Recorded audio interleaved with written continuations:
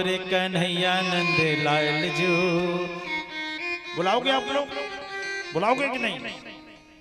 हो आओ सांवरे कन्हैया नंद लाल जू, आओ सांवरे कन्हैया नंद लाल जू। मेरे प्राणों के प्यारे गोपाल जू, सांवरे कन्हैया नंद लाल जू।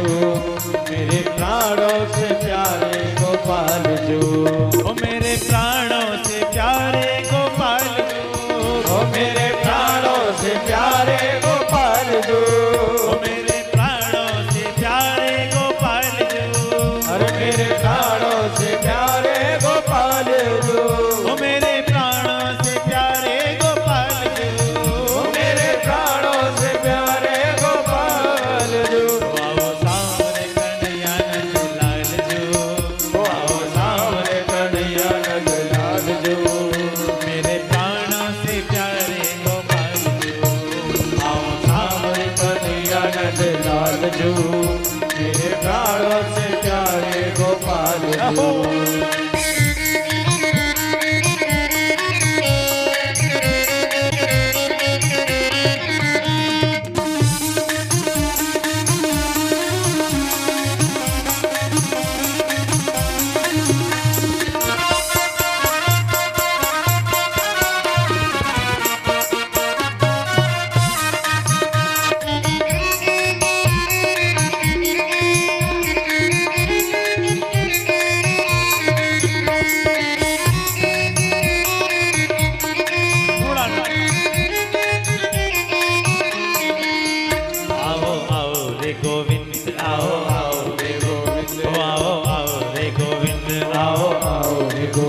गोविंद चले आओ, गोपाल चले आओ, गोविंद चले आओ, गोपाल चले आओ, गोविंद चले आओ, गोपाल चले आओ, गोविंद चले आओ, गोपाल चले आओ।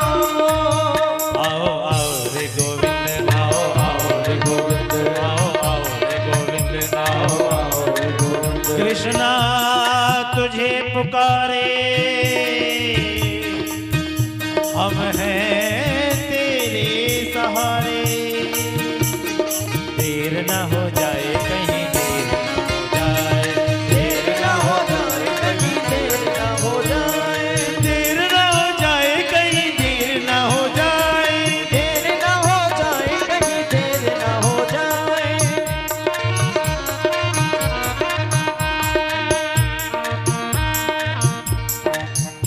आजा रे, ये मेरा मन घबराए। देर न हो जाए कहीं, देर न हो जाए, अरे देर न हो जाए कहीं, देर न हो जाए।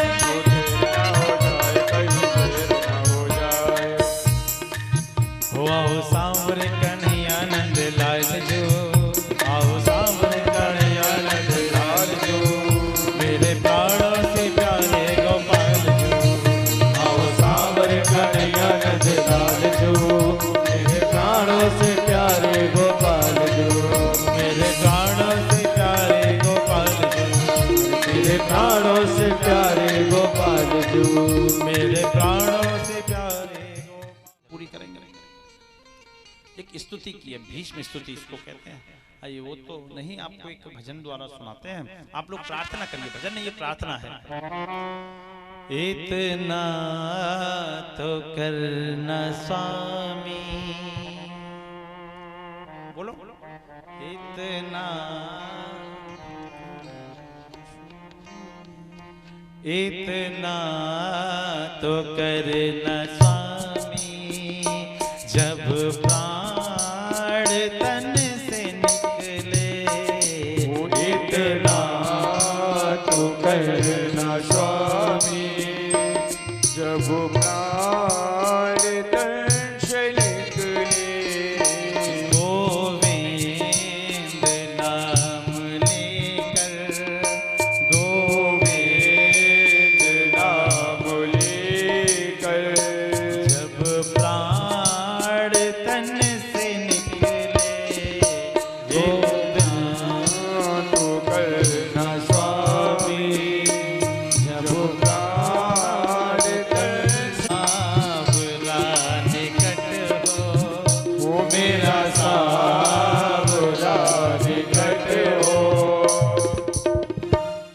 प्राण तन से निकले, इतना तो करना स्वामी।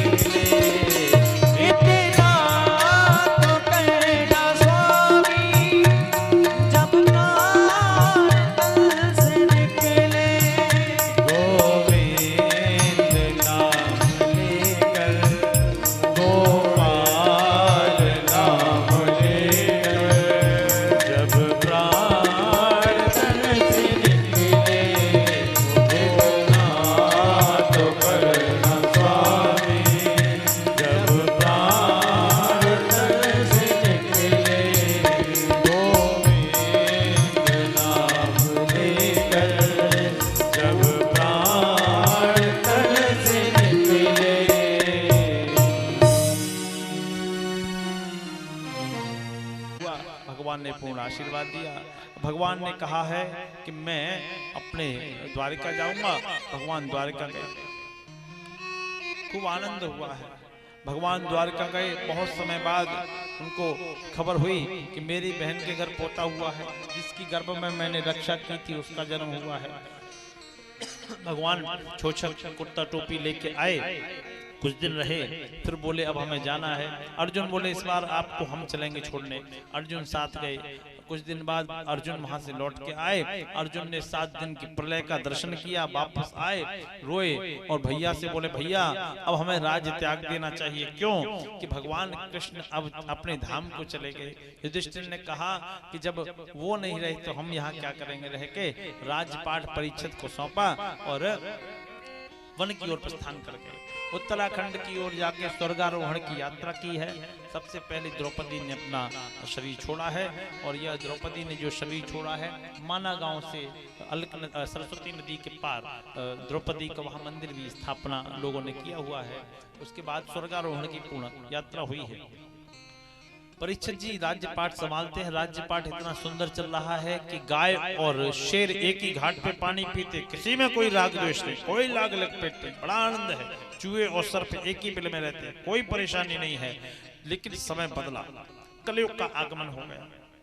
परीक्षित जी शिकार खेलने गए।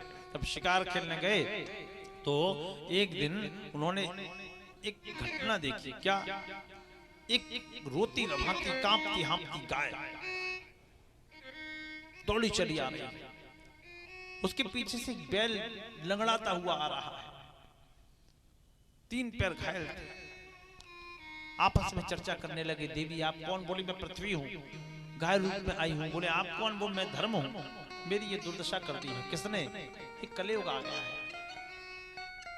इतने में वो कलयुग काला काला पुरुष चला आ रहा था, हाथ में गदा लिए हुए, प्रहार करना चाहता है।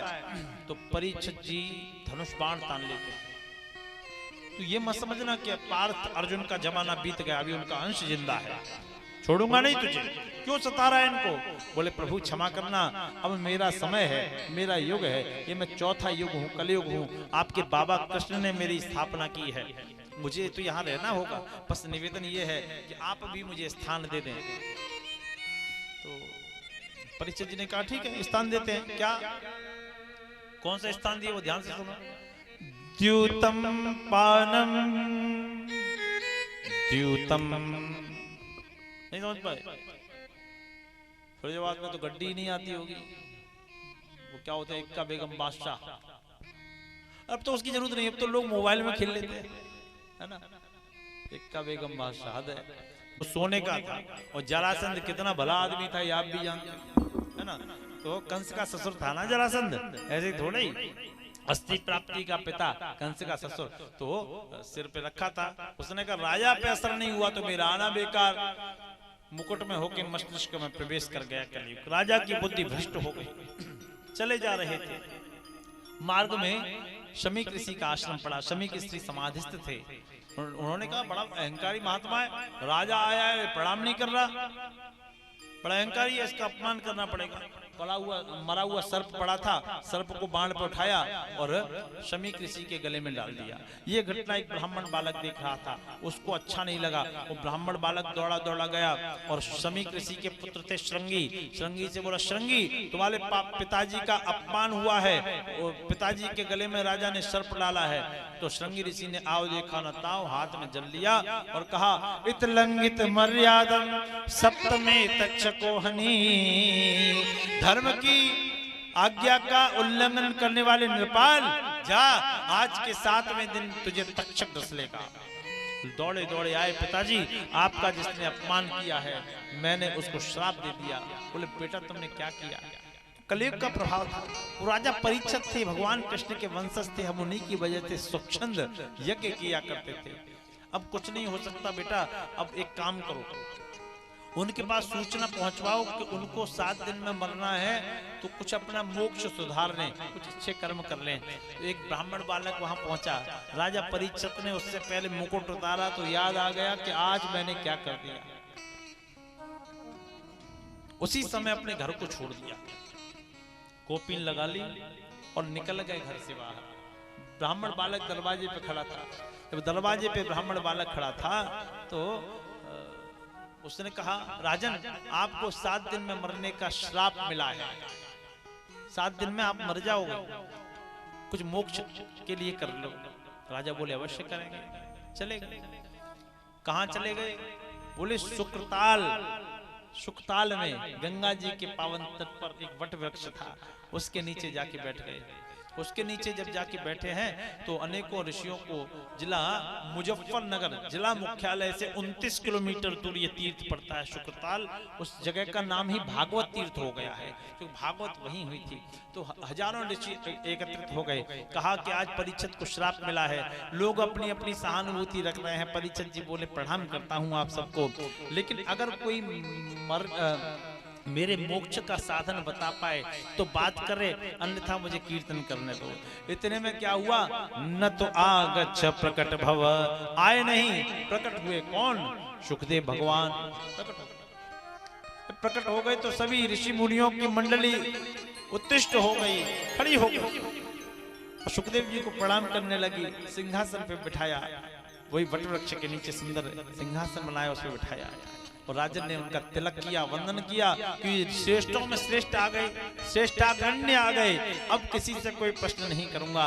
उनका पूजन हुआ। आइए सुखदेव जी की वंदना करते हैं। हर की कथा सुनाने वाले, आत्म ज्ञान कराने वाले, हो तुमको लाखों प्रणाम, तुमको लाखों प्रणाम, हो तुमको लाखों प्रणाम, तुमको लाखों प्रणाम। हर की कथा सुनाने वाले, हर की कथा सुनाने वाले, सच्चा मार्ग बताने वाले, सच्चा मार्ग बताने वाले, तुमको लाखों प्रणाम, तुमको लाखों प्रणाम, तुमको लाखों प्रणाम, तुमको लाखों प्रणाम।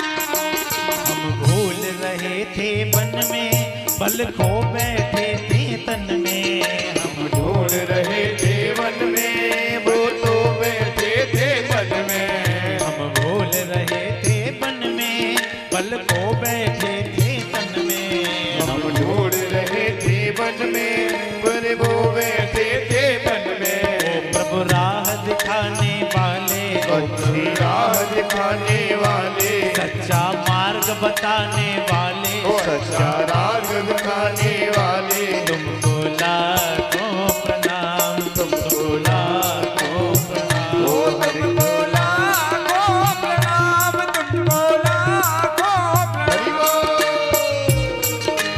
जय भोले।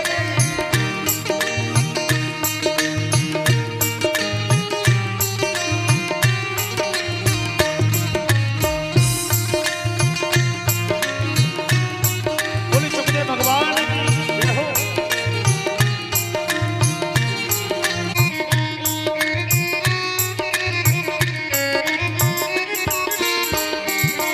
लेकर विषयों का प्याला, जा रहे थे यम के घाला, लेकर विषयों का प्याला, जा रहे थे यम के गाला। लेकर विषयों का प्याला, जा रहे थे यम के घाला। लेकर विषयों का प्याला, जा रहे थे यम के गाला। ओ प्रभु सुधा पिलाने वाले, ओ प्रभु सुधा पिलाने वाले, अमृत पान कराने वाले, ओ अमृत पान कराने वाले, तुमको लाखों प्रणाम, तुमको लाखों प्रणाम। ओ तुमको लाखों प्रणाम, तुमको लाखों प्रणाम।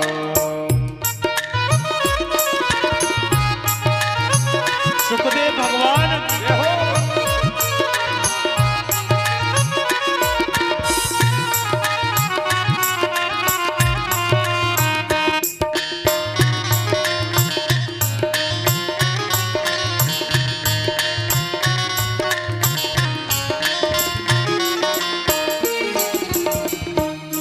हम पार तेरा क्या पावे, बस शीस झुकाए गावे। हम पार तेरा क्या पावे, बस शीश झुकाए जावे। हम पार तेरा क्या पावे, बस शीस झुकाए ही गावे। हम पार तेरा क्या पावे, बस शीश झुकाए गावे। ओ प्रभु राह दिखाने वाले, प्रभु राह दिखाने वाले, प्रभु कथा सुनाने वाले, प्रभु कथा सुनाने वाले, तुमको लाखों प्रणाम, तुमको लाखों प्रणाम। ओ तुमको लाखों प्रणाम, तुमको लाखों प्रणाम। तुमको लाखों प्रणाम, तुमको लाखों प्रणाम। लाखों प्रणाम। बोलिए सुखदेव भगवान की। और सुख तो जित संघो जितेंद्रिय, फिर अपने इंद्रियों पे विजय प्राप्त करना है ना। श्वासों पे विजय प्राप्त करना, ये छूट गया था। श्वासों पे विजय प्राप्त कैसे करेंगे? जित श्वास, वो कैसे करेंगे? कुत्ता भागता है और खामखा भागता है, इधर से उधर उधर से इधर, और आपने देखा जीभ निकाल के अपनी सांसें बाहर निकालता रहता है कि नहीं? ऐसा ही है। हाथी फूंक फूंक के कदम रखता है। शेर बहुत लंबी दहाड़ देता है, एक दहाड़ में हजारों सांसें उसकी निकल जाती हैं। और हाथी ऐसा नहीं करता। कहने का अर्थ, ऊपर से परमात्मा ने सांसें दी हैं। कितनी सांसें मिलती है एक व्यक्ति को पूरे दिन में? 21,600। कितनी? एक बार बोलो, 21,600। हाँ, पढ़ने लिखने वाले लोग डायरी पेन भी लाया करें, बहुत कुछ मिलेगा। 21,600 सांसों का आदान प्रदान रोज होता है, आना जाना रोज होता है। ऊपर से सांसें स्टॉक में मिली हैं। तो वो बुजुर्ग लोग कहते हैं अधिक मत बोला करो, ज्यादा बोलोगे तो सांसें ज्यादा निकलेंगी। इसलिए संयम से बोलना चाहिए, कम बोलना चाहिए और श्वासों का अर्जन करना चाहिए। बोलो राधे कृष्ण। अब जितासनो जित श्वासो जित संगो जितेंद्रिय, इतनी क्रिया जब कर लोगे तो मन भी परमात्मा को अर्पित हो जाएगा। इसके बाद किस देवता की पूजा करने से क्या मिलता है? जिन पति पत्नी में झगड़ा रहता है, अब झगड़ा खत्म तो नहीं होगा, वो गौरी शंकर जी की पूजा करने तो थोड़ा सा ठंडा पड़ सकता है। विद्या कामस्तु पुरुषम, तो जिनको विद्या चाहिए वो भगवान सूर्य पे जल दिया करें और शंकर जी पे जल दिया करें। और जिनको रूप चाहिए वो उर्वशी अप्सरा की सेवा किया करें। इस प्रकार अनन्या सेवा बताई गई। भागवत जी के 10 लक्षण बताए गए। फिर द्वितीय स्कंद में अनन्या व्यवस्थाएं बताई गई। तृतीय स्कंद हम प्रारंभ होता है। तृतीय स्कंद में आया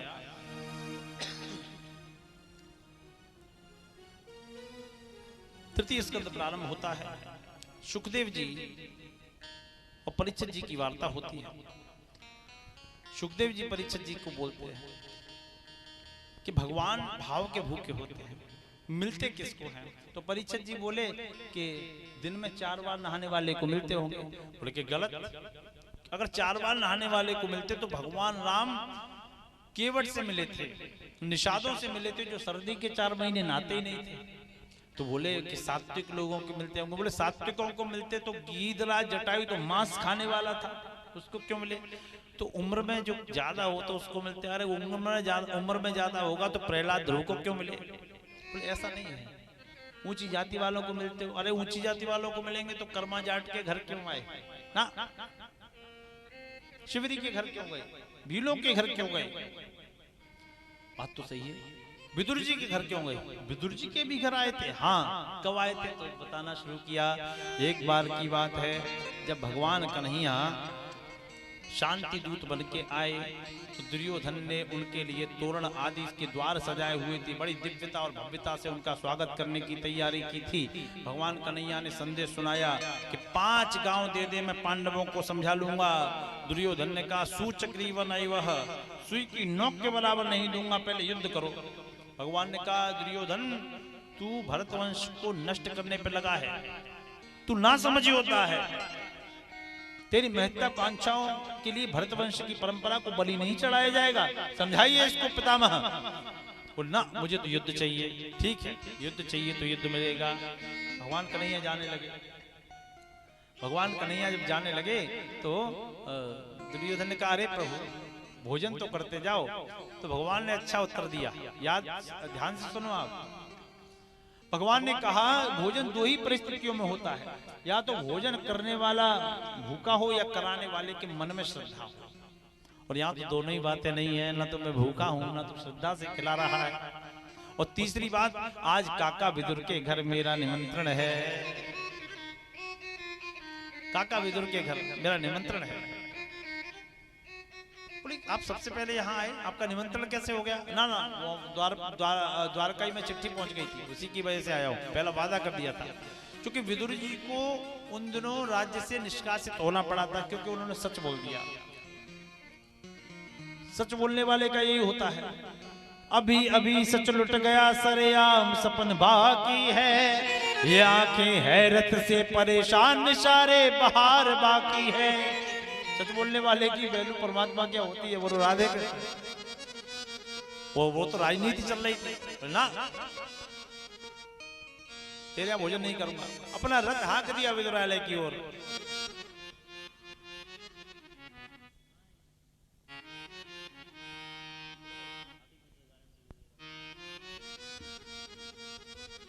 कहा विदुरालय की ओर रथ हाँक दिया।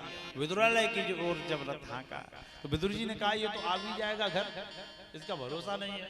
विदुर जी बोले कुछ रिश्तेदार चाहे कैसा भी हो आ रहा है तो उसकी व्यवस्था तो होनी चाहिए। तो उनके घर तो कुछ था ही नहीं, तो भोजन के लिए लड्डू लाए, मक्खन लाए, मट्ठा लाए, दूध लाए, जो मिला वहां से मांग कर ले आए, कमंडल में एकत्रित करने लगे। इतने में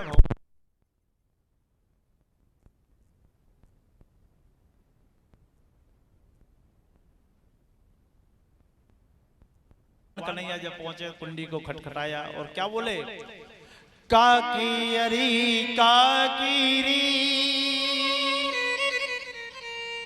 कितना अच्छा शब्द होता था पहले, क्या काकी काका, अब नहीं होता, अब क्या होता है आंटी आंटा, नहीं आंटा नहीं, अंकल। शिक्षा कम है ना मेरी, अंकल अनअकल, जिसमें अकल ना हो, अनअकल अनअकल अनअकल। वो आंटी को बहुत अच्छा समझते हो, पढ़ा लिखा हूं ऐसी थोड़ी है। आंट माने चीटी, आंटी का आप सोचते चले जाओ, English is very poor language ना, जाने कैसे नाम भी अजीब से होते हैं। रिश्ते आंटी अंकल, बुआ को भी आंटी अंकल, मामा को भी आंटी अंकल, कजन, अरे पता नहीं क्या है?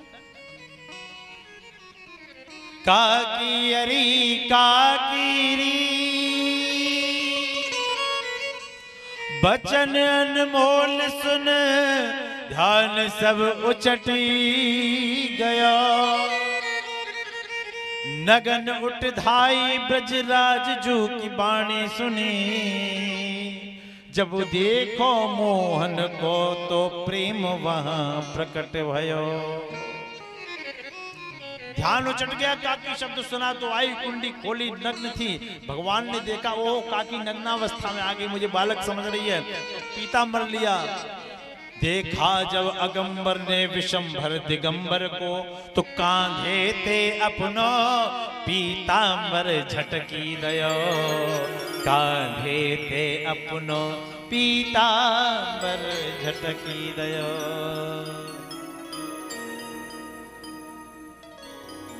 छोड़ दिया। मैया ने कहा ओहो पीतांबर धारण करने में मैं नग्न हूं। कन्हैया समझ गया और मैं समझ नहीं पाई ये क्या। कन्हैया तुम्हारे प्रेम में मैं विहल हो गई, मुझे क्षमा करो, मैं क्षमा करो, मुझे क्षमा करो। भगवान को हाथ पकड़ के अंदर लाई जैसे छोटे बेटे को ले जाते हैं। कन्हैया तुम यहाँ नहीं यहाँ बैठो, तुम यहाँ नहीं यहाँ बैठो। पूरे आंगन में उनको नाच नचा दिया, पूरे आंगन में नाच नचा दिया पटा लेके, यहाँ नहीं यहाँ, यहाँ नहीं यहाँ, यहाँ नहीं यहाँ, यहाँ नहीं यहाँ। भगवान भक्ति वश नाच भी रहे हैं। इसका अर्थ क्या है कि माया के मनोराज्य में परमात्मा हमें नचाता है और भक्ति के राज्य में परमात्मा स्वयं नाचता है। बोलो राधे कृष्ण।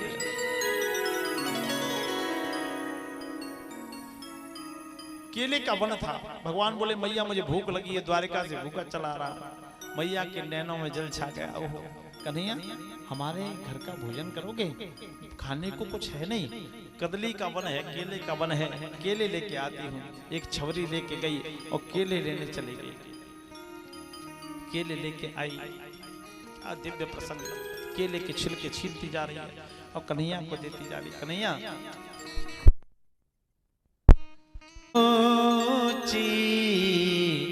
प्रेम सगाई सबसे ऊंची, प्रेम सगाई सबसे ऊंची, प्रेम सगाई सबसे ऊंची, प्रेम सगाई सबसे ऊंची, प्रेम सगाई।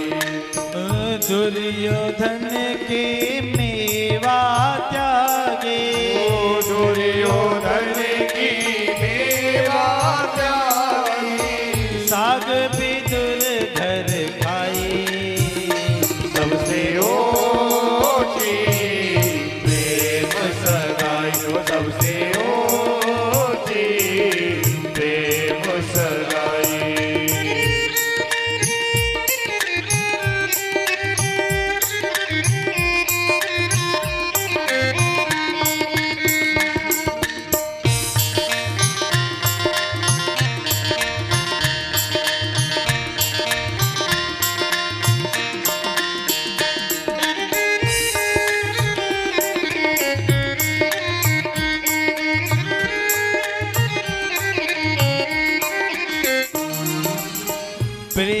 बस पारत रथ हाँ क्यों, प्रेम के रस पारत रथ हाँ क्यों, प्रेम के बस पारत रथ हाँ क्यों, प्रेम के रस पारत रथ हाँ क्यों, भूल गए ठकुराई सबसे ऊंची प्रेम सगाई, सबसे ऊंची प्रेम सगाई।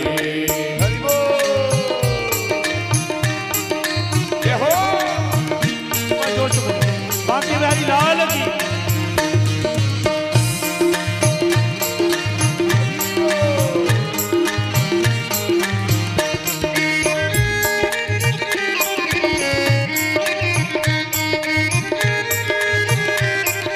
ओ राजसुयज्ञ करियो दुर्योधन, राजसुयज्ञ कियो दुर्योधन, ताम झूठ उठाई सबसे ऊंची प्रेम सगाई, ओ सबसे ऊंची प्रेम सगाई, सबसे ऊंची प्रेम सगाई, सबसे ऊंची प्रेम सगाई। ओ ऐसी प्रीत बड़ी वृंदावन, ऐसी प्रीत करी वृंदावन, ऐसी प्रीत बड़ी वृंदावन, ऐसी प्रीत बड़ी वृंदावन, गोपिन नाच नचाई सबसे ऊंची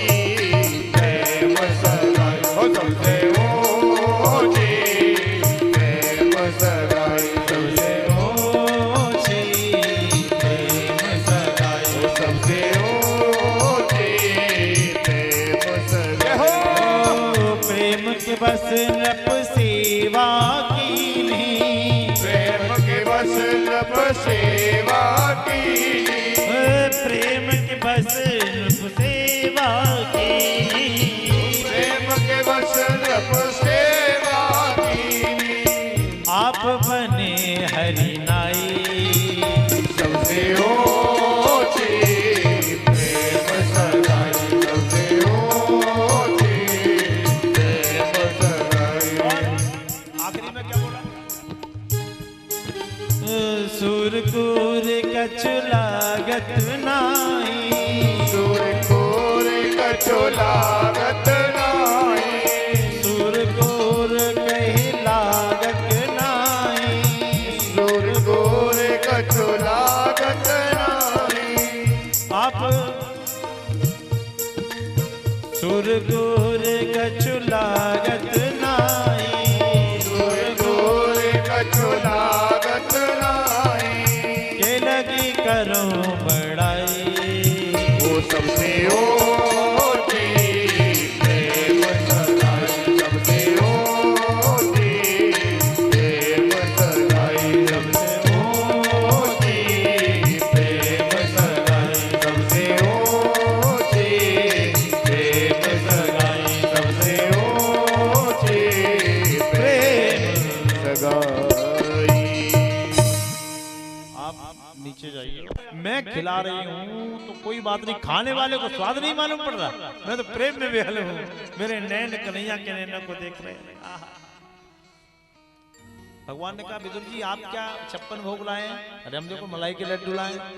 भगवान ने ग्रहण किया और कहा विदुर जी सुनो विदुर हम प्रेम के भूखे, प्रेम बिना सब व्यंजन रूखे, ऐसो स्वाद नहीं आए। प्रसन्न रहो। ऐसा स्वाद नहीं आया। ओहो। भगवान ने आशीर्वाद दिया, प्रेम विहलता का परिणाम सिद्ध हुआ। विदुर जी युद्ध के समय चले गए और मैत्रेय मुनि इत्यादि से मिलकर भगवान की चर्चा की। उसके बाद अनन्य कथाएं हुई। फिर तृतीय स्कंद में सृष्टि वर्णन का क्रम आता है। सृष्टि वर्णन में बताया कि सृष्टि उत्पन्न कैसे हुई, सृष्टि का कार्यभार आगे कैसे चला। तो कहा कि अनादि काल में भगवान विष्णु उनकी नाभि पे कमल आया, ये ब्रह्मांड कमल है, वो ब्रह्मांड कमल आया, कमल पे ब्रह्मा, और ब्रह्मा जी ने कहा मुझे किसने प्रकट किया, चारों ओर देखा तो चार मुख बन गए, और जब चार मुख बन गए चारों वेद पुराण इत्यादि चारों वेद प्रकट हो गए। उसके बाद ब्रह्मा जी को आदेश दिया कि सृष्टि की रचना करो, तो ब्रह्मा जी ने सृष्टि रची, मानसिक सृष्टि रची। तो मानसिक सृष्टि में चार पुत्र उत्पन्न हुए, सनक सनंदन सनातन सनत कुमार। चारों से कहा सृष्टि करो, बोले ना हम नारायण की सेवा करेंगे, हरि की सेवा करेंगे। चले गए, फिर 10 मानस पुत्र उत्पन्न और की। उसके बाद सनत कुमार चले गए, फिर भगवान ब्रह्मा जी को क्रोध आया, तो भौएं के बीच से एक बालक प्रकट हुआ, वो रोता रहा, उससे कहा रुद्र रुद्र रुद्र, तो उसका नाम रुद्र पड़ गया। रुद्र से कहा सृष्टि करो, तो रुद्र ने जहरीली सृष्टि कर दी, सांप बिच्छू कांतर ऐसे जहरीले जीव जंतु बनाए। तो उनको रोका गया, आप किसी मनुष्य को पैदा नहीं करेंगे, जीव जंतु बना देंगे, वो भी जहरीले, इसलिए आप रोको। उनको रोका गया, जब वो रुक गए तो मान्यवर फिर ब्रह्मा जी ने सृष्टि का उत्पन्न करना प्रारंभ किया। तो 10 ऋषि हुए, मरीचि अत्रि अंगिरा पुलह पुलस्त भृगु वशिष्ठ ऋतु भृगु वशिष्ठ दक्ष और नारद, ये 10 ऋषि उत्पन्न किए। इन्हीं के साथ जब सृष्टि उत्पन्न हुई तो इतिहास वेद पुराणों का आगमन हुआ। इनमें इन्होंने भी सृष्टि नहीं की। जब सृष्टि नहीं की तो ब्रह्मा जी ने अपने देह मंथन किया। एक भाग से महाराज मनु निकले, दूसरी भाग से महारानी शत्रुपा, दोनों का मेल मिलाप हुआ, उनसे फिर संतानें प्रकट हुई। कौन? 3 पुत्रियां, आकृति, देवहूति और प्रसूति, 2 पुत्र प्रियव्रत और उत्तानपाद। अब आकृति का विवाह प्रजापति रुचि के साथ हुआ, देवहूति का कर्दम के साथ, और प्रसूति का दक्ष प्रजापति के साथ हुआ। फिर सृष्टि करने का आदेश दिया गया। तो मनु महाराज बोले हम सृष्टि करें कहाँ, पृथ्वी है ही नहीं। बोले पृथ्वी कहाँ गई? बोले लाच नाम का राक्षस जल में ले गया है, जल की सतह में पृथ्वी को ले गया है, वो बाहर आवे पहले। तो ब्रह्मा जी बोले बिल्कुल आएगी पृथ्वी बाहर। ब्रह्मा जी ने छींक आई, छींक से एक सूकर का बच्चा प्रकट हुआ, और सूकर का बच्चा देखते ही देखते विशाल स्वरूप में परिवर्तित हो गया, कनक भूधराकार शरीरा, विशाल स्वरूप में परिवर्तित हो गया। मार्ग में चलता जा रहा था, हिरण्याक्ष नाम का राक्षस मार्ग में उड़ता हुआ आ रहा था। भगवान वराह से युद्ध हुआ, भगवान वराह से जब युद्ध हुआ तो भगवान ने उसको पछाड़ दिया और पृथ्वी को दांतों पर उठा के जल पे स्थापित कर दिया। परीक्षित जी ने कहा रुको, ये हिरण्याक्ष कौन था, वराह भगवान कैसे प्रकट हुए, थोड़ा सा विस्तार से बताओ। तो थोड़ा सा विस्तार से बताया कि कश्यप महाराज की 13 पत्नियां थी, दिति अदिति मुख्य थी। तो दिति एक दिन कामातुर हो गई, अपने पति कश्यप से कहा मुझे पुत्र चाहिए। बोले कि ये समय उचित नहीं है, संध्या काल का समय है, कुछ काम ऐसे हैं जो समय की संधि हो तब नहीं करने चाहिए, जैसे भोजन, विश्राम, शयन, अध्ययन और मैथुन, ये जब दोनों समय मिल रहे हो तब नहीं करना चाहिए। क्योंकि भगवान शंकर अपने गणों के साथ विचरते हैं और वो आशीर्वाद वैसा ही देते तो वैसा ही होते चलता है। तो कहा कि क्या करना चाहिए? बोले कि ये समय उचित नहीं है, लेकिन नहीं मैं कामातुर हूँ। तो यज्ञशाला के बाहर पति को अपनी पत्नी की जिद के आगे घुटने टेकने पड़े। मैथुन हुआ, जब मैथुन पूर्ण हुआ तो जल लिया कश्यप जी ने हाथ में और श्राप दिया, अमंगलमय चंडी तूने अपनी काम वासना के लिए मेरी तपस्या को नष्ट किया, जा तेरे गर्भ से एक नहीं 2 पुत्र उत्पन्न होंगे और दोनों महान राक्षस होंगे। वो डर गई, ओह मुझे क्षमा कर दो। बोले ना, मुख से निकला हुआ श्राप वापस नहीं आएगा, लेकिन एक वरदान भी देता हूं कि मेरी पत्नी हो ना, तुम्हारे पुत्र तो राक्षस होंगे लेकिन पुत्र का जो पुत्र होगा वो भगवान का परम लाडला भक्त होगा, जो भगवान को अपने घर में बुला लेगा। ओह समय निकला, कैसे आए? तो जय और विजय नाम के 2 पार्षद भगवान नारायण के बैकुंठ में दरबान थे। सनत सनंदन सनातन सनत कुमार, चारों ऋषि एक बार मिलने गए। जब मिलने गए तो उन्होंने कहा अभी भगवान नहीं मिलेंगे। उनको ये अभिमान था कि भगवान तो हम जिसको चाहेंगे उसको मिलाएंगे। जैसे डीएम के दरवाजे पे जाओ तो उसका संतरी छोटे लोगों को ऐसे ही भगा देता है और डीएम सबको बुलाता है। और जनता दरबार लगता ही इसलिए है। तो भगवान तो हम चाहेंगे वो मिलेंगे, आप बच्चे आप जाइए, भगवान विश्राम कर रहे हैं। बोले हमारे पिता से मिलने के लिए रोक रहे हो, जाओ हम तुम्हें श्राप देते हैं, 3 जन्मों तक राक्षस बन जाओ। तो 3 जन्मों तक राक्षस, हाँ श्राप दिया। एक कोलाहल भगवान ने सुना, भगवान बाहर आ गए। भगवान ने ऋषियों को प्रणाम किया, प्रभु इनको श्राप तो दे दिया, कुछ मुक्ति का भी उपाय तो करो। बोले मुक्ति का उपाय ये है कि ये राक्षस बनेंगे और इनकी मुक्ति के लिए आप साथ जाओगे। भगवान ने कहा ये चक्कर में फंसा दिया आपने व्यक्ति लोग को भेज के, मामला खराब है। तो हाथ जोड़े और भगवान ने क्षमा मांगी कि इनको क्षमा करो। वो भी त्रायमाम शरणागतम त्रायमाम शरणागतम कहने लगे। ऋषि बोले अब इसका कोई उपाय नहीं है। भगवान ने अपने दर्शन ऋषियों को दिए। अब एक विषय ये आता है कि ऋषि थे तो उनको क्रोध नहीं करना चाहिए था, लेकिन दूसरा एक और विषय है। श्रुतियों ने क्या लिखा, वेदों ने क्या लिखा, जो नहीं दंड करहु खल तोरा, और भ्रष्ट हो ही श्रुति मार्ग मोरा। अगर दुष्ट को एक गलती के बाद दंड न दिया जाए तो द्वारा भी गलती कर सकता है। ये वेदों का नियम है, श्रुतियों का नियम है, श्रुतियों का ये नियम है। तो दंड दिया गया। उसका परिणाम ऋषियों को क्या मिला कि भगवान ने इस क्रोध के बाद अपने घर में नहीं घुसाया, दरवाजे से ही दर्शन देकर विदा कर दिया, जाओ जाओ जाओ। परिणाम दोनों को भोगना पड़ा। बोलो राधे कृष्ण। अब यही जय और विजय हिरण्याकश्यप और हिरण्याक्ष बने, हिरण्याकश्यप और हिरण्याक्ष बने। और जब गर्भ में आए तो 100 वर्षों के बाद माता ने इनको जन्म दिया। कितने वर्षों के बाद? बड़ी अजीब सी बातें लगती है। अरे वो युग ऐसे थे, 100 वर्षों के बाद माता ने जन्म दिया। यहां तक दिया है कि ये वृक्षों इत्यादि पर्वतों इत्यादि की उत्पत्ति भी है वो ऋति मैया के गर्भ से हुई है। तो जन्म दिया तो दोनों लोग आतंक बचाने लगे। हिरण्याक्ष पृथ्वी को ले आया, पृथ्वी को जल में डुबो दिया। जब पृथ्वी को जल में डुबो दिया तो अभी आपने सुना था जब मनु महाराज ने कहा पृथ्वी बाहर आए तो ब्रह्मा जी को छींक आई और सूकर का वराह का बच्चा प्रकट हुआ। बोलिए वराह भगवान की जय। वराह भगवान जाने लगे लंबी लंबी दाढ़ें लेकर। नारद जी उधर से आ रहे थे तो हिरण्याक्ष मिल गया। हिरण्याक्ष ने कहा नारद जी बीड़ा बजाना जानते हो, कुछ और भी जानते हो? हम तो बीड़ा ही बजाना जानते हैं। बोले हमारे हाथों में खुजली हो रही है, कैसे मिटेगी? सामने चले जाओ, चौराहे पे मिल जाएगा खुजली मिटाने वाला। तो सामने चले गए, बहुत बड़ा सूकर खड़ा था और युद्ध हुआ। भगवान ने अपनी दाढ़ों से उसकी कोख को फाड़ दिया और क्रोध तो था ही, इतनी वेग से समुद्र में प्रवेश किया कि समुद्र की भी कुक्षी फट गई, पृथ्वी को लाके जल पे स्थापित कर दिया। बोलिए वराह भगवान की, पृथ्वी माई की। ये इनका चरित्र है। अच्छा, ये चरित्र आपने बताया, बहुत बहुत आपने मेरे ऊपर कृपा की प्रभु। अब मनु महाराज के वंश में आगे की व्यवस्था बताओ। कश्यप, जब अवतारों की आपने चर्चा की है तो मैंने सुना है कि कश्यप ऋषि के यहाँ भी भगवान ने अवतार लिया। कश्यप कर्दम ऋषि के यहाँ भी भगवान ने अवतार लिया? बोले हाँ लिया। कैसे लिया? कि वो देवहूति माता से कर्दम जी का विवाह हुआ। कर्दम और देवहूति बड़ी पवित्रता से रहते थे, लेकिन कर्दम जी ने विवाह एक शर्त पे किया था कि मुझे जब पहला पुत्र हो जाएगा मैं घर त्याग दूंगा। पहले पुत्र होते ही मैं घर को त्याग दूंगा। भगवान की ऐसी कृपा हुई कि 9 कन्या हुई। पहले जब 9 कन्या हुई उसके बाद 10वां पुत्र हुआ। ये कपिल भगवान नारायण का ये अवतार है। बोले कपिल भगवान की। कपिल भगवान का अवतार हुआ।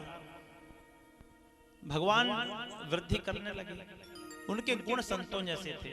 तो जब कन्याओं का विवाह हो गया, अनुसुईया इन्हीं की बहन थी, कन्याओं का विवाह हो गया। मैया ने कहा अब तो मुझे मोक्ष प्राप्ति करनी है, एक कथा तो सुन लूं। तो अपने पुत्र को ही व्यास गद्दी पे बिठाया। व्यास गद्दी पे आने के बाद सारे रिश्ते नाते खत्म हो जाते हैं। व्यासाय विष्णु रूपाय, क्योंकि वो विष्णु स्वरूप माना जाता उस समय।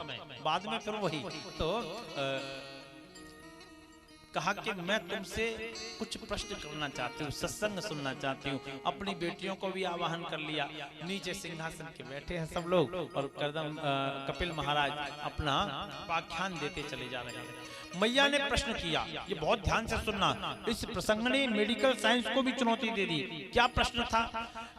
बेटा कहा, भगवान आप मुझे बताओ, क्या जीव संसार में आने के बाद सुखी रहता है? पूरे संसार में आने के बाद सुखी नहीं रहता, तो मरने के बाद जब लोग दूसरे लोक में जाता है वहां सुखी रहता है? बोले वहां भी नहीं। वो गर्भ में आता है तब सुखी रहता होगा? बोले वहां तो और ज्यादा तमाशा है। बोले क्या है, आप हमें बताएंगे? अष्टांग योग, सांख्य योग और ये गर्भ वर्णन करेंगे? बोले बिल्कुल करेंगे। अब आप ये सोचिए, जो लोग ये कहते हैं कि मैंने ये देखा है, कल भी बोला, इस बात को मैं रोज बोलूंगा, सनातन धर्म को बदनाम करने के लिए लोगों ने ठेकेदारियां ले रखी हैं कि ढोंग है, ढकोसला है। हाँ, कुछ भ्रांतियां आ गई हैं, समय बहुत हो गया, वो अलग विषय है, लेकिन सब कुछ नहीं है, ऐसा नहीं है। आप अपना परलोक बिगाड़ रहे हो सनातन को गालियां देके। जो मेडिकल साइंस आज उस स्थिति में पहुंचा है, 20-25 साल पहले हमारे ऋषि मुनियों ने पुराणों में वो बात कितने पहले लिख दी है, ये सुनिए क्या लिखा।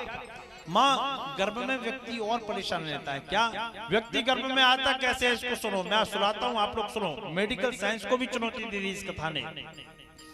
प्रथम रात्रि में प्रकृति और पुरुष का जब संयोग होता है तो क्या होता है? प्रकृति और पुरुष मिले, फिर क्या हुआ? कललम तो एक रात्रेण पंचरात्रेण बुधबुधम। पहली रात्रि में माता के गर्भ में जब जीव प्रवेश करता है तो कलल यानी कि सलिल जैसा होता है वैसा ही रहता है। पंचरात्रेण बुधबुधम। और पांचवी रात्रि में उसका स्वरूप पानी के बुलबुले के समान हो जाता है। दशाहेन तो करकंधो।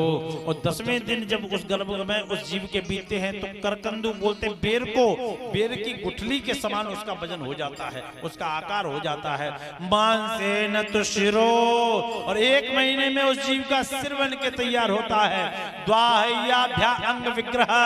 और दूसरे महीने में उसके बाहर के हाथ, उंगलियां, कान, नाक, ये बाहर के अंग निकलना प्रारंभ हो जाते हैं। मांसेन तो शिरो द्वाह्याभ्या अंग विग्रह।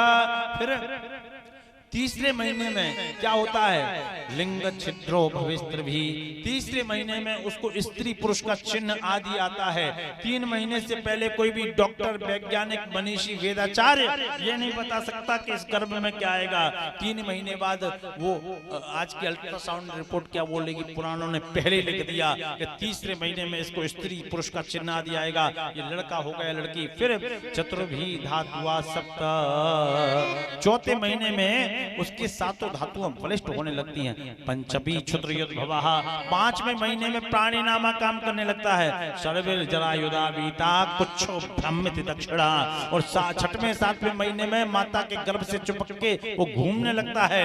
फिर उसकी भगवान परमात्मा से वार्तालाप प्रारंभ हो जाता है। उल्टा लटका रहता है ना मलमूत्र में। फिर क्या होता है? माँ उसको रुरु नाम के कीड़े काटते हैं, उसकी चमड़ी को रुरु नाम के कीड़े काटते हैं। माता को लगता है कुछ खट्टा और तीखा खाऊं।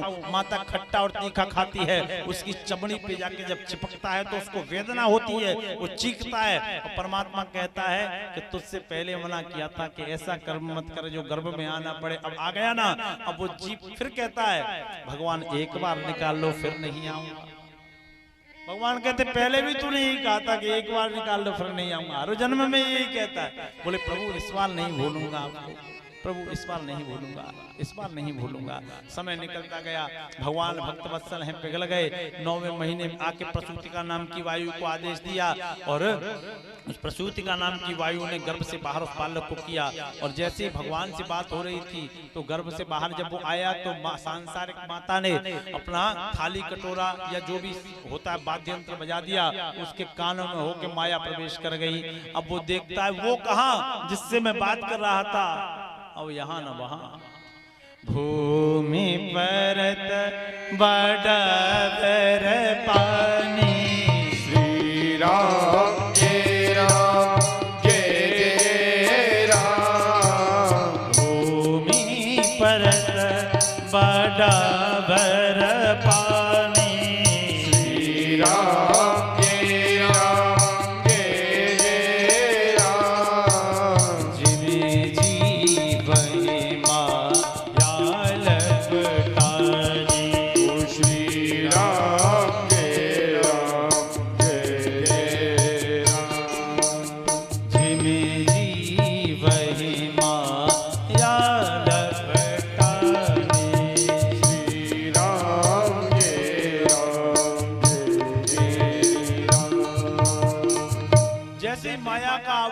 पे चढ़ा वैसे ही पागलपन छा गया। अब धीरे धीरे बेचारा बड़ा होने लगा, बड़ा हुआ, 10-12 साल का हुआ। बड़े बड़े बैग उसकी पीठ पे रखे गए और भेजा गया, जाओ स्कूल चले हम, स्कूल चले हम, स्कूल चले हम, स्कूल भेजा गया। आजकल तो पढ़ाई का सिस्टम ही बदल गया, जैसा भी था।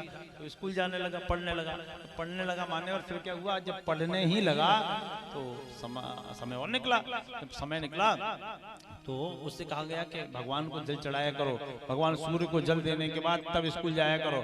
बोले कि अभी नहीं, अभी तो हम जवान हैं, अभी नहीं, बुढ़ापे में करेंगे। और भूल गया कि जवानी अंधी होती है और बुढ़ापा लंगड़ा होता है। जवानी कर सकती है, बुढ़ापा कर नहीं सकता। जवानी के पैर होते हैं, बुढ़ापे के पैर नहीं होते। तो बोले कि नहीं। फिर उमर ने इसको समझाया कि बेटा 19 को याद करो, 20 वही एक ईश है, 21 एक ईश्वर ही है और कोई नहीं है। 22 वही जिन्होंने तुम्हें गर्भ से निकाला था। कहाँ मिलेंगे? 23 तेरे अंदर मिल जाएंगे।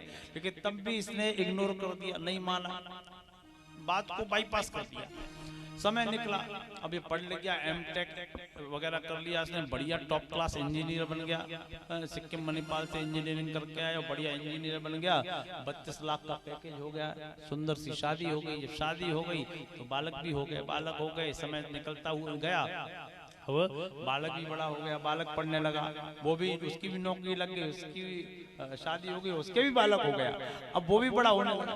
तो फिर उमर ने फिर इशारा किया, 51 वन में चलो, 52 उसी वन में जहाँ तपस्या कर सको, 53 अब 13पन घर में नहीं है, नहीं माने साहब। समय निकलता रहा, अपने पोते को कंधे पे रख के पूरे फरीदाबाद का चक्कर लगाते हैं, लॉलीपॉप दिलाते, बढ़िया चॉकलेट दिलाते, पिज्जा बर्गर खिलाते, पता नहीं क्या क्या खिलाते हैं, है ना, और सारी जरूरतें पूरी करते हैं। बालक और बड़ा होने लगा। बालक जब बड़ा हुआ तो अच्छी हाई स्कूल इंटर में आ गया। इनकी उम्र और बीत गई। इनकी उम्र बीत गई कितनी? ये 60 आ गए, 60 हो गई। और जब 60 हो जाती है तो गवर्नमेंट भी चालाक है, आपके प्राण चूसती है। जब 60 के बाद वो भी रिटायरमेंट दे देती है। वो कहती 61 माने मूर्ख, 60 ही है तू, 62 चलो हटो, 63 तुम किसी काम के नहीं हो। और घर वाले भी कहते हैं दांत गिरे और खुर घिसे पीठ बोझ ना ले, ऐसे बूढ़े बैल को कौन बांध घुस दे। बुढ़ापे में बड़ा स्थिति खराब है। हाँ, अपनी से अपना इंतजाम कर लो, ध्यान रखना। अब इनका बाहर के कमरे में इनका बेड तक जो भी है डाल दिया गया। और वो जो जिसको ये कंधे पे पूरे फरीदाबाद के चक्कर लगाते थे ना, उसका दोस्त एक दिन मिलने आया। जब दोस्त मिलने आया तो उसने कहा, बंटी है? कौन है आप?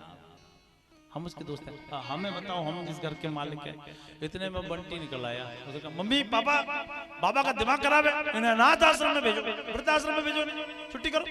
दोस्त के सामने इंसल्ट करते मेरी, धुले हुए कपड़े नहीं पहनते, कितने गंदे हो रहे हैं, स्मेल आ रही है इनमें। बेचारे परेशान कि मैंने इस परिवार के लिए जीवन लगा दिया और ये परिवार भी मेरा नहीं हुआ।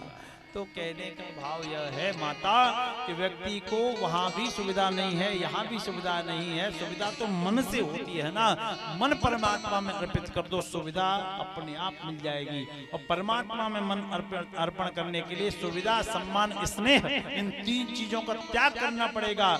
सुविधा के चक्कर में रहोगे तो कहीं रात नहीं बिता पाओगे। और सम्मान, आचार्य चाणक्य कहते हैं व्यक्ति को सम्मान का ज्यादा भूखा नहीं होना चाहिए। अगर अधिक सम्मान का भूखा होता है तो उसे पल पल मरना पड़ता है कि सारी जगह एक जैसा सम्मान नहीं मिल सकता। और स्नेह, व्यक्ति को सभी लोग एक जैसा स्नेह भी नहीं कर सकते। तो सुविधा, सम्मान, स्नेह को त्याग कर परमात्मा की शरण में लगना चाहिए और जीवन का अंत हो जाता है। इतना कह के मैया को अष्टांग योग सांख्य योग का वर्णन किया। अष्टांग योग सांख्य योग का वर्णन करने के बाद मैया ने अपने व्यास को प्रणाम किया। मैया वहीं सिद्धदा नदी बन के बह गई। ये सिद्धदा नदी कहाँ विराजती है? बोले ये सिद्धदा नदी सिद्धपुर ग्राम गुजरात में है, वहां बहती है। और एक एक और अच्छा आपको परिचय देते हैं। वहां से एक बहुत चर्चित दवा निकलती है जिसको बोलते हैं ईसबगोल, कहते हैं ना ईसबगोल, वहां से निकलता है और माता का श्राद्ध वहां किया जाता है। ये ईसबगोल सिद्धपुर ग्राम से निकलता है। तो उस जल का आचमन किया। उस जल के आचमन करने के बाद कपिल मुनि ने कमंडल उठाया और गंगा सागर की ओर प्रस्थान कर गए। बोलो राधे कृष्ण। 5 मिनट की कथा और उसके बाद आरती के लिए हम लोग चलेंगे।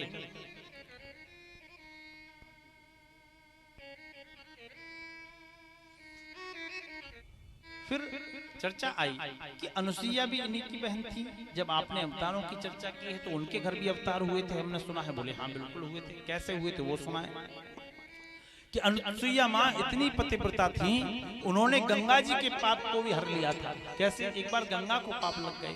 दुनिया भर के लोग पाप छोड़ के आते तो गंगा जी को तो लग ही जाएंगे। तो कैसे हरा था? तो हाथ में जल लिया अनुसुईया मैया ने और कहा, जो मेरे मन कर्म से हो निज पति आधार,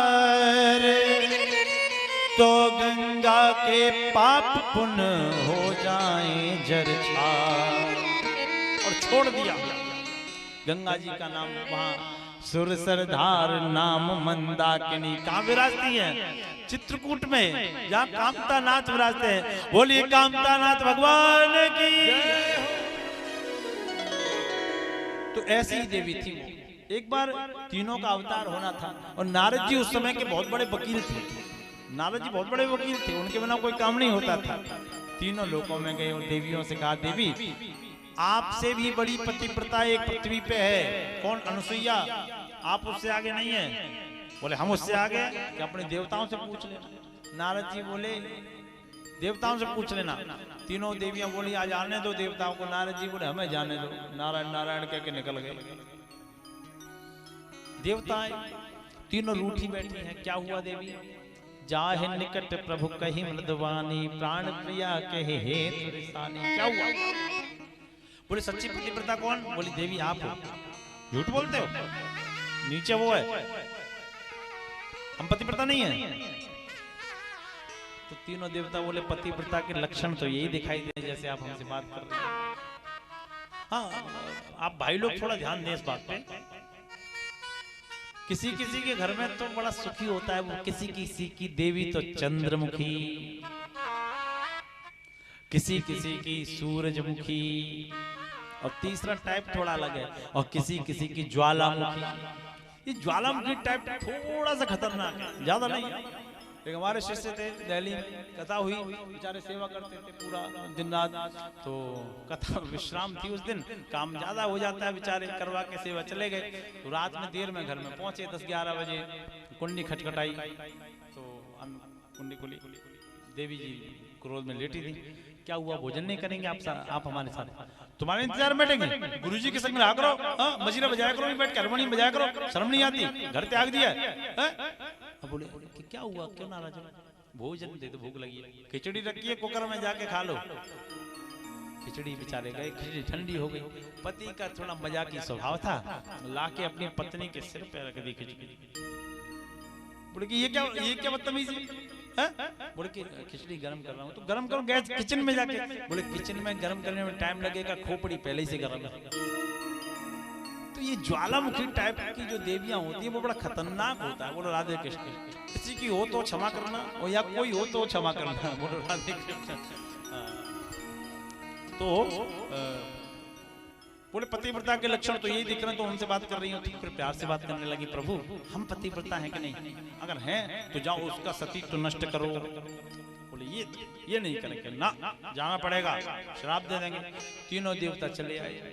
जब तीनों देवता महात्मा का रूप धर के आए, देवी भिक्षा लाई।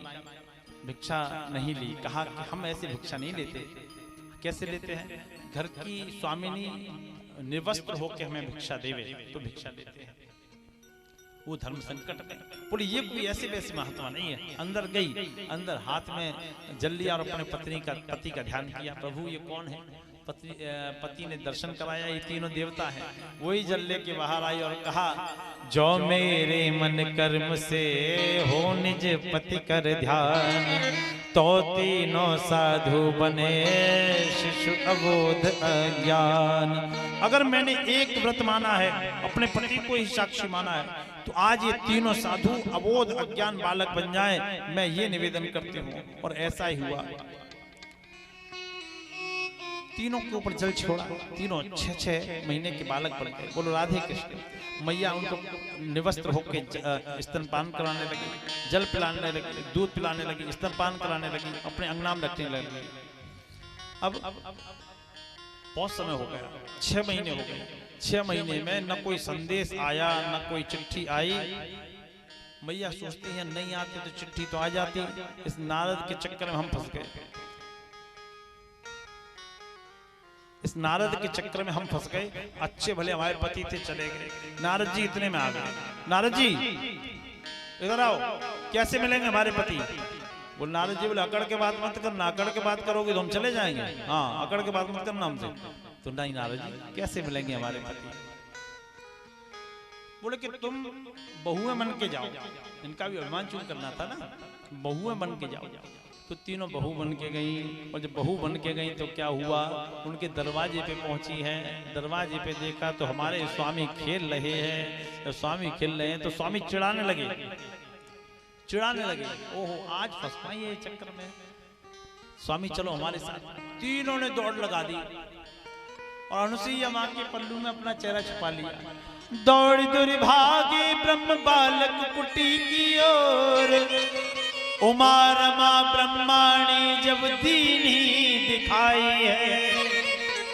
रो में रभा में आनन छुपावे, अनुसुईया मां के आंचल मां। और क्या बोले, तुम बचावो हमें माई, द्वार पे चुड़ैले आई। रोए इन ब्रह्माणी, कहे रुद्राणी, कहे कमला रानी, ये विपत्ति नारद ने पठाई है। माँ, हम अपने पतियों को मांगने आए हैं ना, मेरी तपस्या है, ये मेरी तपस्या है, इनको नहीं दूंगी। उनके ऋषि से, अत्रि जी से निवेदन किया, प्रभु समझाइए, इनके बिना वैकुंठ छूना पड़ा है, शिवलोक छूना पड़ा है, ब्रह्मलोक छूना पड़ा है। ऋषि ने कहा नहीं, तुम्हें तुम्हारे पति मिलेंगे। मैया को समझाया, फिर तीनों ने अपना अपना अंश छोड़ा। चंद्रमा, दत्तात्रेय और दुर्वासा, ये तीनों ने अपने अपने अंश वहां छोड़े और अपने लोक को आए। बोली बाल कृष्ण लाल की। आगे की कथा कल कीर्तन करते हैं, और उससे पहले कुछ निर्देश है, उसके बाद कीर्तन करते हैं। यह कथा सार्वजनिक रूप से है। नगर के कुछ प्रमुख लोगों ने इसमें जो मेहनत की है, अपनी दिव्यता दिखाई, दिव्यता दिखाया करें और थोड़ा आगे आगे बैठा करें, ये बड़ा अच्छा संदेश जाएगा। आइए एक निर्देश उसके लिए। श्री राधे बोली श्रीमद् भागवत महापुराण की। जैसा कि आप सभी भक्त जानते हैं और जानकर बड़ा हर्ष भी होगा कि पूज्य महाराज जी द्वारा श्री धाम वृंदावन में श्री किशोरी कृपा चैरिटेबल ट्रस्ट के तत्वाधान में श्री श्री राधा शक्ति पीठम का भव्य आश्रम का निर्माण जो कि प्रारंभ हो चुका है। यमुना एक्सप्रेस से नीचे उतरकर लक्ष्मी नगर रोड पर यह आश्रम का शुभारंभ होने जा रहा है। तो आप सभी भक्त जानते हैं, ट्रस्ट का बैनर आपके सामने लगा हुआ है, आपको तो दिखा भी होगा, आपने देख रहे होंगे। तो उसमें सुंदर सुंदर व्यवस्थाएं हैं, जैसे कि आश्रम की जो व्यवस्थाएं हैं, एम्बुलेंस सेवा, होम्योपैथिक दवाई, निःशुल्क शिक्षा, निःशुल्क कंप्यूटर शिक्षा, बच्चों के लिए निःशुल्क कंप्यूटर शिक्षा भी वहां दी जाएगी। संस्कृत छात्रावास की व्यवस्था, गुरुकुल परंपराएं जो चली आ रही हैं, उस परंपरागत उस आश्रम में भी सुंदर गुरुकुल होगा। और एक वृद्धाश्रम की भी वहां महाराज जी द्वारा सुंदर व्यवस्था है। तो आप सभी का उसमें सहयोग अनिवार्य है। उसमें सहयोग के लिए एक कमरे का निर्माण 2.5 लाख रुपए रखा गया है। जो सामर्थ्यवान है वो 2.5 लाख रुपए देकर अपने नेक कमाई से उस आश्रम में लगा सकते हैं और अपने मानव जीवन को कृतार्थ कर सकते हैं। दूसरा, आजीवन जो सदस्यता लिखी गई है वो 25,000 रुपए है। आजीवन सदस्यता जो भक्त लेना चाहते हैं उसकी 25,000 शुल्क रखा गया है। और 1 वर्ग गज भूमि दान जो कि 51 रुपए है और 1 वर्ग फुट भूमि 1100 रुपए है। और जो हमारी बहनें हैं, स्टूडेंट छात्र हैं, सुखाबाद में कथा हुई, उन्होंने बहुत सहयोग लिया, बढ़ चढ़कर भाग लिया। 1 ईंट सेवा भी रखी गई है जो कि 251 रुपए की ईंट सेवा है। और जिन भक्तों को जैसे जैसे आज दिन द्वितीय दिवस है कथा का, द्वितीय दिवस विराम की ओर चला गया, कल इस कथा का तृतीय दिवस है, तो आप सभी को ज्यादा ना कहते हुए मैं अपनी वाणी को विराम दूंगा। इसलिए आप सभी ध्यान दें, ये आयोजन आप सबका है, ना कि किसी का पर्सनल आयोजन नहीं है, आप सभी का ये आयोजन है।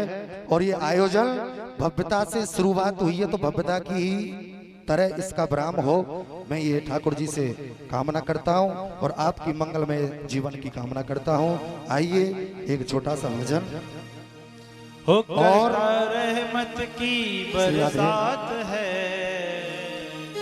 और आचार्य जी का YouTube चैनल है, आचार्य श्री निशांत मिश्रा नाम से है, उसको आप सब्सक्राइब बढ़ाएं, लाइक करें, शेयर करें। जय श्री राधे। मैं निवेदन करूंगा जितेंद्र शर्मा जी, अखिलेश शर्मा जी, शिवान रविंद्र शर्मा जी, जब आरती का समय हो आप लोग मंच पे आएं और आज की आरती में सम्मिलित हों। मेरे साथ है करता रहमत की बरसात है, मुरली वाले की क्या बात है, वो मुरली वाले की क्या बात है। करता रहमत की, करता रहमत की, वो करता रहमत के, करता रहमत के, करता रहमत की बरसात है, वो करता रहमत की बरसात है, वो मुरली वाले की क्या बात है, मुरली वाले की क्या बात है।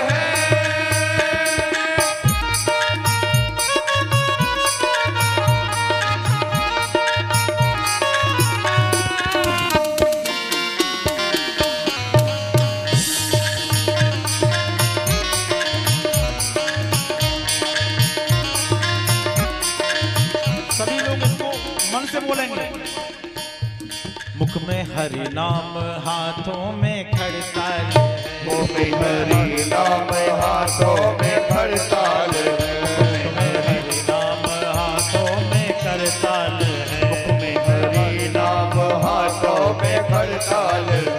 भक्त निर्धन के काटे वो जंजाल है, वो भक्त निर्धन के काटे वो जंजाल है, भक्त निर्धन के काटे वो जंजाल है, निर्धन के काटे वो जंजाल है, भक्त निर्धन के काटे वो जंजाल है। भरे नरसी का, ओ भरे नरसी का, भरे नरसी का, भरे नरसी का, भरे नरसी का जब बात है, ओ मुरली वाले की क्या बात है, ओ मुरली वाले की क्या बात है, मुरली वाले की क्या बात है, ओ मुरली वाले की क्या बात है।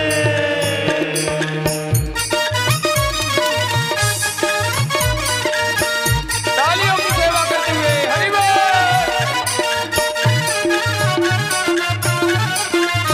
एक बार जोर से बोलो, बाकी मेरी लाल की।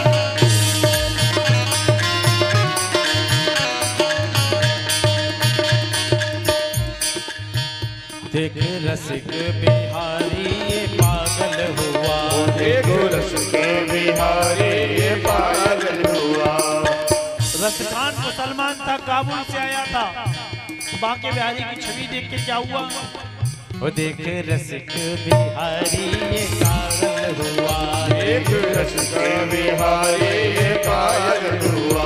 काबुल का वो रस खान घायल हुआ। काबुल का वो रस खाने घायल हुआ। करता अशकों की वो करता अशकों की वो करता अशकों की वो करता अशकों की करता अशकों की बरसात है। वो मुरली वाले की क्या बात है। मुरली वाले की क्या बात है। मेरे छलिए की मेरे छलिए की मेरे छलिए की मेरे छलिए की मेरे छलिए की क्या बात है। वो मुरली वाले की क्या बात है। मुरली वाले की क्या बात है।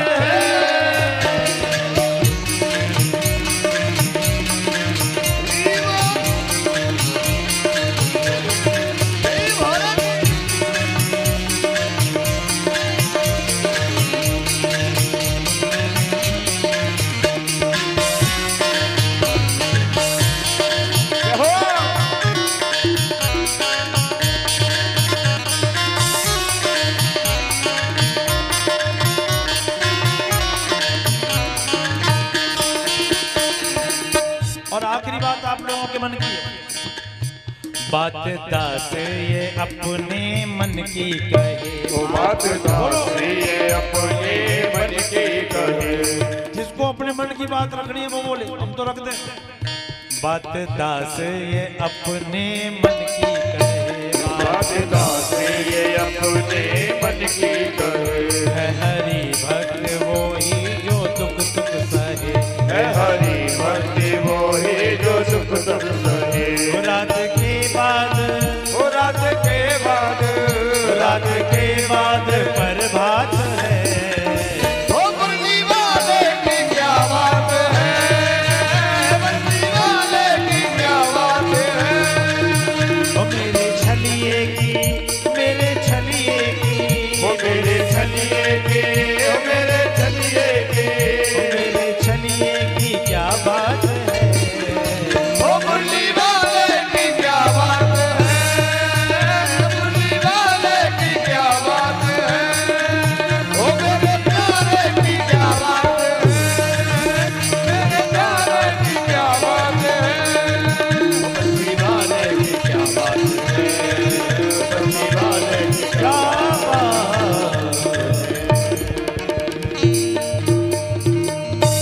बोलिए भाग्य बिहारी लाल की। प्राद्वायुष्य प्राणस्य मोघादग्निरजायत। बाके बिहारी तेरी आरती गाओ। के बिहारी तेरी आरती गाओ। हे गिरधर तेरी आरती गाओ। हे गिरधर तेरी आरती गाओ। आरती गाओ प्यारे आपको मनाओ। ओ आरती गाओ प्यारे आपको मनाओ। श्री माँ के बिहारी तेरी आरती गाओ। श्री माँ के बिहारी तेरी आरती गाओ। मोर मुकुट तेरे सिर पे सोहे। पूरे मुकुट तेरे सिर पर सोहे। प्यारी वंशी मेरा मन मोहे। ओ प्यारी वंशी मेरा मन मोहे। युगल छवि के मैं दर्शन पाऊं। श्री माँ के बिहारी तेरी आरती गाओ। हे गिरधर तेरी आरती गाओ। हे गिरधर तेरी आरती गाओ। चरणों से निकली है गंगा प्यारी। ओ चरणों से निकली है गंगा प्यारी। इसने सारी दुनिया तारी। ओ जिसने सारी दुनिया तारी। इन चरणों के मैं दर्शन पाऊं। श्री माँ के बिहारी तेरी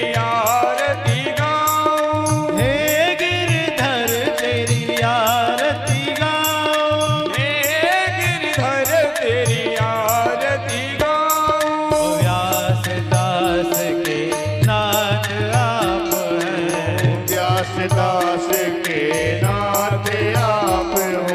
सुख दुख जीवन प्यारे साथ आप है। ओ सुख दुख जीवन प्यारे साथ आप हो। या छवि में दर्शन पाओ। सेवा के बिहारी तेरी आरती गाओ। हे गिरधर तेरी आरती गाओ। ओ हे गिरधर तेरी आरती गाओ। संग सो है वृषभान दुलारी। ओ संग सोहे वृषभान दुलारी। ललिता विशाखा सखियां प्यारी। ओ ललिता विशाखा सखियां प्यारी। युगल छवि पे मैं बलि बलि जाऊं। श्री भाग बिहारी तेरी आरती गाओ। नंद झुके लाला तेरी आरती गाओ। ओ नंदे जुगे लाला तेरी आरती गाओ। हे गिरधर तेरी आरती गाओ। हे गिरधर तेरी आरती गाओ। बाग बिहारी तेरी आरती गाओ। ओ भाग बिहारी तेरी आरती गाओ। आरती गाओ तेरी आरती गाओ। तेरी आरती गाओ। तेरी आरती गाओ। कर्पूर गौरम करुणावतारम संसार सारम भुजगेन्द्रहारं सदा वसंतम हृदयारविन्दे भवं भवानी शरणं नमामि। त्वमेव माता चमिता त्वमेव त्वमेव बन्धो तथा त्वमेव। त्वमेव विद्या द्रविणं त्वमेव त्वमेव सर्वं मम देव देवा। त्वमेव सर्वं मम देव देवा। तेरी आरती गाओ। हे गिरधर तेरी आरती गाओ। मात बिहारी तेरी आरती ओम जलेनाजलिगणम पुष्पे देवाय वंदनम आत्मदेवाभिवंदनम। शीतला त्वं जगन्माता शीतला त्वं जगद्विदा शीतला त्वं जगद्धात्री शीतलायै नमो नमः। आरती की थाली नीचे रख दें और हाथ में पुष्प लेकर भगवान के मंत्र पुष्पांजलि करेंगे। और जितने भी भक्त प्रांगण में है वो सभी हाथ जोड़ें और अपने अपने नेत्रों को बंद करके भगवान के मंत्र पुष्पांजलि करें। ओम जगनेन जगन्मय जलतदेवास्तानि धर्माणि वृतमान्यः सन्नाते हनाकं महिमानः सचन्दयत्र पूर्वे साद्याः सन्ति देवाः। हरिः ओम् एकदन्ताय विद्महे वक्रतुण्डाय धीमहि तन्नो दन्ति प्रचोदयात्। हरिः ओम् तत्पुरुषाय विद्महे महादेवाय धीमहि तन्नो रुद्रः प्रचोदयात्। हरिः ओम् अंजनीसुताय विद्महे पवनपुत्राय धीमहि तन्नो हनुमत् प्रचोदयात्। सेवन्तकावकुलचम्मकपाठलब्जैर् पुण्णागजातकरवीररसालपुष्पैः बिल्वाप्रबालतुलसीदलमञ्जरेवे त्वां पूजयामि जगदीश्वर मे प्रसीदः। नानासुगन्धपुष्पाणि यथा कालोद्भवानि च पुष्पाञ्जलिर्मया दत्त्वा गृहाण परमेश्वरः। भगवते पुराण पुरुषोत्तमाय नमः। बालकृष्ण गोविंदाय नमः। मंत्र पुष्पांजलिं समर्पयामि। आगे चढ़ा दो प्राण पे। बोले श्री बिहारी लाल की जय हो। राधे रानी सरकार की जय हो। व्यासी महाराज की जय हो। गंगा मैया की जय हो। यमुना मैया की जय हो। बांके बिहारी लाल की जय हो। धर्म आज के की। आनंद जय हो। अधर्म का नाश हो प्राणियों में भावना हो विश्व का कल्याण हो गौ माता की जय हो। गौ हत्या बंद हो सत्य सनातन धर्म की जय हो। आज के आनंद की जय हो। नमः पार्वती पदे हर हर महादेव जय जय श्री राधे जय जय श्री जय जय श्री राधे श्याम। सभी भक्त आरती लेकर और प्रसाद लेकर ही अपने अपने घर को